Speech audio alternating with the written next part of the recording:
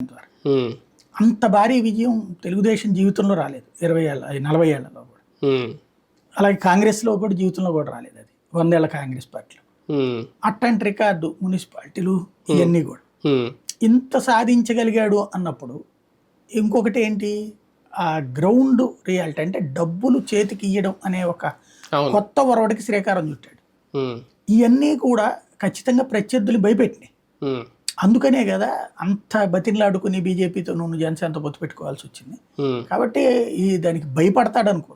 ఉమ్, కాకపోతే ఆలోచించుకోవాల్సిందే, ఎదురు వ్యూహం ఉంటుంది, తట్టుకునేటటువంటి పద్ధతి కావాల్సిందే. సంక్షేమం రూపంలో ఎంత డబ్బులు ఇచ్చినా, డీబీటీ ద్వారా ఇచ్చినా, చేతికి ఇచ్చినా, వాళ్ళకి అందజేసినా, ఎన్నికలు వచ్చేసరికి మాత్రం ప్రజల ఆలోచన మారుతుందా? ఇంకా ఇప్పుడు ఎన్నికల టైంలో ఇచ్చే డబ్బుల కోసం ఎదురు చూడకుండా ఇన్నాళ్ళు వేసిన డబ్బులను చూసి ఓట్లేసే పరిస్థితి, ఆ మార్పు ఏమన్నా మనం ఎన్నికల్లో చూసే అవకాశం ఉంటుందా? అదైతే కనుక అప్పుడు జగనే గెలుస్తాడు. ఎందుకంటే అప్పుడు డబ్బులు ఇవ్వడంలో కూడా వదిలిపెట్టట్లేదు కదా. అదే అవి అంటున్నాను. ఇచ్చేసాను కదా, ఉమ్, ఇంకా మీకు మళ్ళీ డబ్బులు ఏంటారు అంటలే అతను.